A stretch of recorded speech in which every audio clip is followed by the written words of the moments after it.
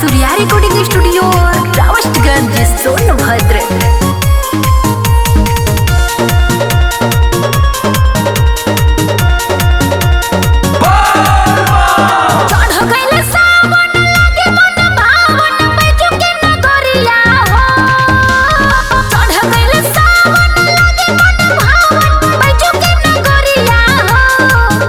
असो जलवा हम ठारबो धनी बन के कांवरिया हो।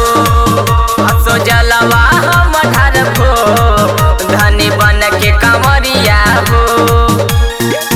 बन के कांवरिया असो जलवा हम ठारबो धनी बन के कांवरिया हो। पहिले ही सावन सोमवारी के दर्शन होई त्रिपुरारी के। कांवर के पूजा कराए बहो बुलाई के पंडा पुजारी के। पहिला ही सावन सोमवारी के दर्शन होई त्रिपुरारी के। कांवर के पूजा करा ले महो बुलाई के पंडा पुजारी के। के कोरेले सोमरिया हो। असो जलवा हम ठारबो धनी बन के कांवरिया हो। असो जलवा हम ठारबो धनी बन के कांवरिया हो। बन के कांवरिया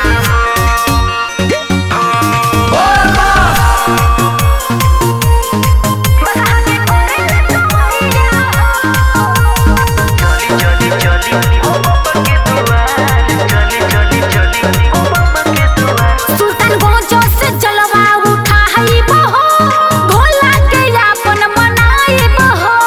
हो जई पुरानी तू खुश हो देवघर के मेला घुमाई बहो।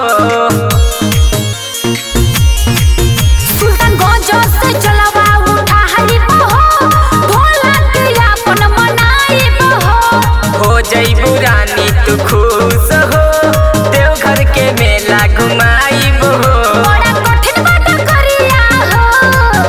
असो जलवा हम ठारबो धनी बन के कांवरिया हो। असो जलवा हम ठारबो धनी बन के कांवरिया हो। बन के कांवरिया बन के कांवरिया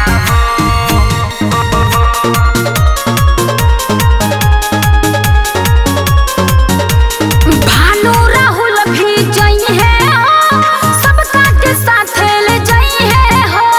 सूर्या गौरव जी के गाड़ी में अंकित के गाना बजाई है हो। अंकित के गाना बजाई है हो। पूजा कई मोरी भी जई है हो सबका के साथ ले जई है हो।